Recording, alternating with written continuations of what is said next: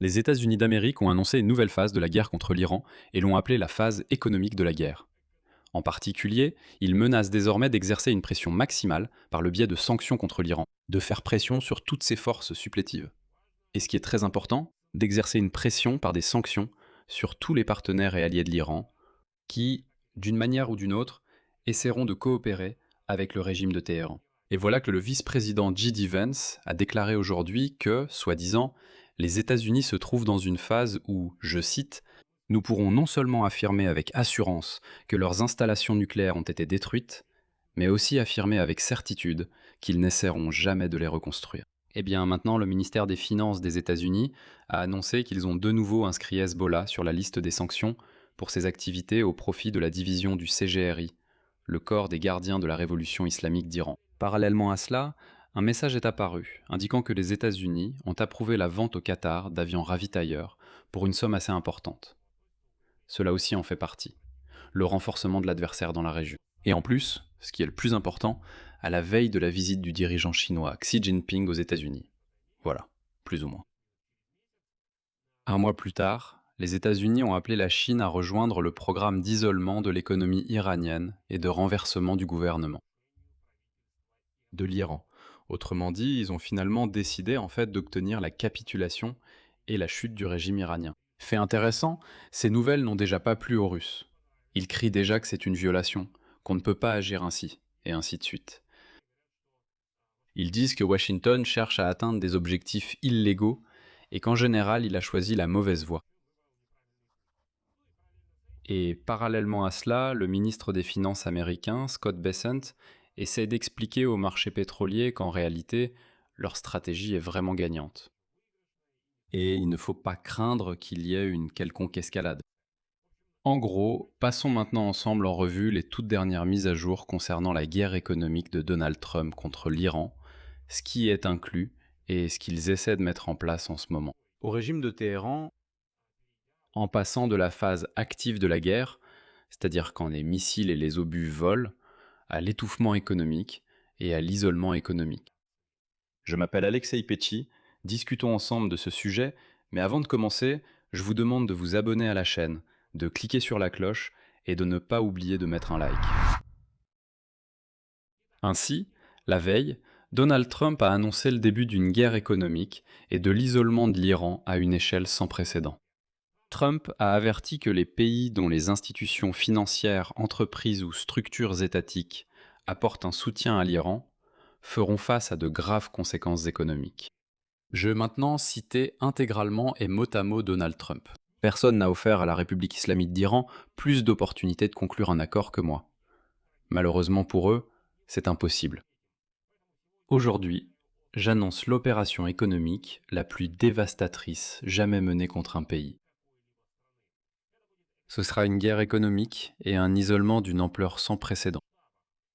Leur flotte est détruite, leurs forces aériennes sont anéanties, leurs usines militaires sont désormais en ruine, leur monnaie ne vaut plus rien et leur pays ne tient qu'à un fil. Aujourd'hui, j'annonce également que tout pays qui permettra à ses institutions financières, à ses entreprises, à ses aéroports ou à ses organismes gouvernementaux de fournir une quelconque forme d'aide à l'Iran sera elle-même confrontée à d'énormes conséquences économiques. La contrebande de pétrole, les lignes de swap, les transferts d'espèces, les échanges, les bureaux de change, l'enregistrement des navires, les sociétés écrans, tout cela doit cesser maintenant. Vous savez qui vous êtes. Ce sera un jour J économique. Et nous avons besoin que tous nos alliés se tiennent côte à côte avec les États-Unis d'Amérique pour isoler et vaincre la menace iranienne. Ces maniaques sont à bout de souffle et ces mesures historiques vont les paralyser, ainsi que leur capacité à semer la terreur dans le monde entier. L'Iran n'obtiendra jamais d'armes nucléaires. Eh bien, en réponse à une telle déclaration de Donald Trump, les Iraniens ont déjà réagi, en particulier le chef du comité de la sécurité nationale du Parlement iranien, Ebrahim Azizi. Ebrahim Azizi a appelé les États-Unis à cesser immédiatement leur soutien, leur présence au Moyen-Orient, et à accepter le nouvel ordre régional de l'Iran. Voici sa citation. « Nous surveillons chacun de vos pas. Toute nouvelle erreur ou mauvaise évaluation entraînera des conséquences qui seront bien plus graves qu'auparavant. Cessez immédiatement votre présence dans la région avant qu'il ne soit trop tard, et accepter le nouvel ordre régional établi par l'Iran. Eh bien, il est évident qu'ici, bien sûr, les Iraniens vont continuer à fanfaronner. Et pour anticiper, je dirais tout de suite que les Iraniens ne permettront certainement pas à Donald Trump de simplement geler la guerre et de passer à un blocus économique. Non, ils vont bien sûr continuer, dans la mesure de leurs moyens, à lancer précisément des frappes de missiles et des attaques de drones, pendant que Trump passe à l'asphyxie économique. C'est-à-dire que cela ne signifie absolument pas que si les Américains sont passés à l'asphyxie économique, alors les Iraniens acceptent aussi d'arrêter précisément les actions militaires. Voilà, donc on voit bien que cela va continuer et l'Iran l'a déjà fait savoir.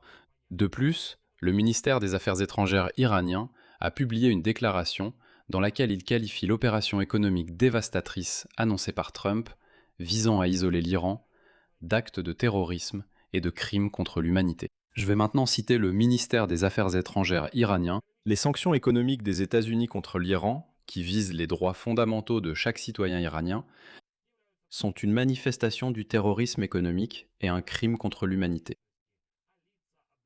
Et les personnes qui ordonnent l'imposition de ces sanctions et les mettent en œuvre pour de tels crimes odieux doivent être traduites en justice et punies. Les sanctions et la pression économique sont l'autre face de la même médaille que l'agression militaire. La dépendance maladive des États-Unis à l'égard de ces deux instruments crée non seulement une menace réelle pour la paix et la sécurité internationale, mais elle a également conduit la civilisation humaine à un déclin moral sans précédent. L'annonce ostentatoire par les États-Unis de nouvelles sanctions constitue la poursuite d'une politique qui a déjà été essayée et a échoué. La République islamique d'Iran utilisera tous les moyens et ressources disponibles pour contrer les actions hostiles de l'ennemi américano-sioniste et défendre les intérêts nationaux. Eh bien, c'est une rhétorique assez menaçante, mais comme vous pouvez le voir, pour l'instant, il ne donne pas de détails concrets, même s'il y a déjà des fuites. Ils affirment qu'ils continueront certainement leurs attaques contre les bases américaines dans la région et menacent déjà d'attaquer les bases américaines en Europe de l'Est. Et ensuite, Scott Bessent, le ministre des Finances des États-Unis, a enfin commencé à donner des détails concrets sur ce que cela signifie et sur ce qui va se passer. Quelle est cette pression économique et en quoi consiste cet isolement économique sans précédent, comme l'a dit Besson, dans l'histoire? Besson a déclaré que la nouvelle politique des États-Unis envers l'Iran, qui prévoit une pression économique maximale, rend une guerre à grande échelle moins probable. C'est précisément le passage de la phase militaire à la phase économique. Le chef du ministère des Finances des États-Unis a déclaré que les marchés pétroliers mondiaux, qui sont en hausse depuis plusieurs semaines, interprètent mal la nouvelle politique de Washington envers Téhéran. Je rajouterais personnellement que Scott Besson, personne ne comprend vraiment votre politique, pour être honnête. Que, Trump parlait d'une colère épique, et maintenant cette colère épique est terminée, sans jamais atteindre son objectif. Aucun des objectifs fixés au début de la guerre, le 28 février 26, n'a été atteint. 6 mois se sont écoulés, et Trump dit « nous passons maintenant de la composante militaire à la composante économique ». Et puis Besson dit « Je pense que les marchés pétroliers ne comprennent pas correctement ce que signifie cette pression économique. Nous avons une information asymétrique, et je ne suis pas sûr de comprendre pourquoi le pétrole a bondi à cause de cela. Si nous exerçons une pression économique maximale, cela signifie qu'il n'y aura probablement pas de reprise à grande échelle des hostilités. » C'est très étrange d'entendre cela de la part du ministre des Finances d'un pays comme les États-Unis d'Amérique, quand il dit « Je ne comprends pas vraiment pourquoi le prix du pétrole augmente. Que se passe-t-il, dit-il. Pourquoi le pétrole devient-il plus cher ?» Encore une fois, vous voyez, Scott Besson est absolument convaincu que si les États-Unis passent à la composante économique de la guerre, alors tous les autres feront de même. Voilà une logique étrange. C'est-à-dire que personne n'interdit à l'Iran, ou plutôt personne n'empêchera l'Iran de continuer ses frappes. Est-ce que l'Iran continuera à tirer sur des navires dans le détroit d'Ormuz? Oui. Est-ce qu'il essaiera d'attaquer les bases américaines dans la région? Oui. Et alors, il va faire monter la tension. Cela ne veut pas dire que si les États-Unis disent « nous passons à l'aspect économique », alors l'Iran va se dire « bon, d'accord, dans ce cas, nous non plus, nous ne lancerons plus de missiles. Alors nous, d'accord, on arrête tout, il n'y aura ni missiles, ni drones, rien ne volera. » Juste parce que les Américains sont passés à une autre phase. Et voilà, baissons, il n'y aura pas de grande guerre. Encore une fois, cela ne veut pas dire que les Iraniens vont s'arrêter. Néanmoins, il est intéressant de noter que les Russes ont déjà réagi à cette nouvelle méthode ou nouvelle stratégie des États-Unis. Et aujourd'hui, l'ambassadeur de Russie en Iran, Mikhail Oulianov, a critiqué la déclaration de Donald Trump dans laquelle il a menacé Téhéran d'une guerre économique et d'un isolement d'une ampleur sans précédent. Ainsi, le diplomate russe a déclaré que si Washington souhaite atteindre certains de ses objectifs, il a choisi la mauvaise voie en menaçant l'Iran. Il a dit qu'il fallait mener une diplomatie honnête. Ensuite, excusez-moi, mais je vais citer ce Mikhail Oulianov russe. L'Iran est soumis aux sanctions américaines depuis des décennies. Téhéran a démontré sa capacité à résister à une pression maximale pendant le premier mandat présidentiel de Trump. Si Washington veut atteindre certains de ses objectifs, il a choisi la mauvaise voie. Des résultats positifs sont possibles, mais seulement grâce à une diplomatie honnête. Plus vite les États-Unis le comprendront, mieux ce sera. Et ensuite, comme nous en avons déjà discuté dans l'une des émissions précédentes, dans le cadre de cette pression économique, Washington pourrait imposer des sanctions contre les raffineries chinoises qui achètent du pétrole iranien et contre les banques chinoises qui assurent les paiements pour ce même pétrole iranien. Cela porterait un coup très dur et très douloureux à Téhéran. Et voici Scott Bessent, le même ministre des Finances des États-Unis, a déclaré que Washington n'exclut pas cette possibilité. Pékin, c'est-à-dire la Chine, fait partie des pays à qui il est proposé de soutenir la nouvelle campagne de Donald Trump visant à isoler l'économie iranienne et, comme il l'a dit, à faire s'effondrer le gouvernement à Téhéran. Bessant a souligné que Washington s'attend à ce que tant les alliés que les adversaires rejoignent la campagne renforcée contre l'Iran.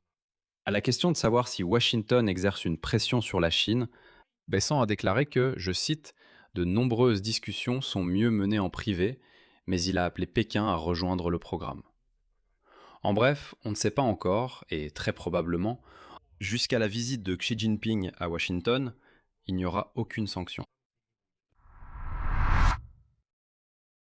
Et dans ce contexte, les États-Unis ont enfin commencé à imposer certaines sanctions. Dans le cadre apparemment de cette pression économique, le ministère des Finances des États-Unis a de nouveau inscrit le Hezbollah sur la liste des sanctions pour ses activités au profit de l'unité des gardiens de la révolution islamique d'Iran, la force Quds. La liste des sanctions comprend également 10 personnes physiques faisant partie du réseau responsable du transfert de fonds au Hezbollah. Et dans la déclaration du ministère des Finances des États-Unis, il est indiqué que le réseau utilise des courriers voyageant par des moyens commerciaux. Des vols commerciaux entre le Liban, la Turquie, les Émirats et l'Iran sont utilisés pour transférer jusqu'à des centaines de millions de dollars entre différentes juridictions. Cela, selon le ministère des Finances, permet au Hezbollah d'obtenir des devises étrangères en dehors du système financier officiel et de contourner les sanctions. Et voici ce que dit ensuite le communiqué du ministère des Finances. Le Hezbollah a de nouveau été inscrit sur la liste, conformément au décret numéro 13224, tel que modifié,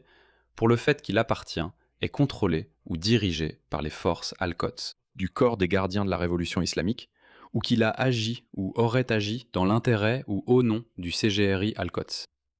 Ah, et pour finir, j'ajoute déjà la déclaration de J.D. Vance, qui était censé enfin nous expliquer ce qu'est cette nouvelle phase de la guerre économique. Et donc J.D. Vance a déclaré que oui, une nouvelle phase de la guerre avec l'Iran a commencé, qui consiste en une pression économique sur Téhéran. Citation. Nous avons détruit leurs forces armées conventionnelles, nous avons exercé une énorme pression sur leurs bases industrielles, là où ils produisaient auparavant des armes, et maintenant, d'une certaine manière, nous entrons dans une nouvelle phase où l'outil le plus efficace que nous avons, c'est la pression économique que nous pouvons exercer sur eux. Et c'est un équilibre délicat, parce qu'en exerçant une pression économique sur eux, nous serons confrontés à leur tentative d'exercer une pression économique sur nous. Mais ces dernières semaines, il était évident qu'ils subissaient beaucoup plus de pression que nous. Et nous allons continuer dans cette direction, parce que nous pensons que c'est la meilleure façon d'atteindre l'objectif final ici. J'encourage vivement les partisans de Donald Trump à retenir cette citation de J.D. Vance. Le vice-président des États-Unis dit clairement que c'est le meilleur outil possible pour contraindre l'Iran à la paix. Et là, une question se pose. Si c'est le meilleur outil, à savoir la pression économique, pourquoi avait-on besoin de ces 6 mois de guerre? Dans quel but? Je rappelle qu'avant la guerre, qui a commencé le 28 février, les États-Unis exerçaient déjà une pression économique maximale, comme le disait Donald Trump. Et si cette pression économique maximale est le meilleur outil pour atteindre l'objectif, la question est, pourquoi diable avait-on besoin de 6 mois de guerre? Peut-on considérer la déclaration de J.D. Vance comme en fait un aveu que, eh bien, ils se sont plantés, que toute l'équipe de Donald Trump s'est plantée? Et pour finir, j'ajouterai encore une phrase de J.D. Vance. Il dit la chose suivante, je cite. Nous sommes dans une phase de la guerre avec l'Iran où nous pouvons non seulement affirmer avec confiance que leurs installations nucléaires ont été détruites, mais aussi affirmer avec certitude qu'ils n'essaieront jamais de les reconstruire. En bref, comme on dit, ils ont échoué si près du but. Je vais m'arrêter là, ce sont toutes les mises à jour concernant la nouvelle phase de la guerre des États-Unis contre l'Iran. Écrivez dans les commentaires ce que vous pensez de ces déclarations. Mon avis là-dessus est que les États-Unis avaient déjà lancé une guerre économique avant même cette phase de guerre ouverte, qui a duré 6 mois. Ils exerçaient la pression économique maximale possible. Quand cette pression économique n'a pas donné de résultat, Donald Trump est passé à une campagne militaire, à une campagne massive de frappe contre l'Iran.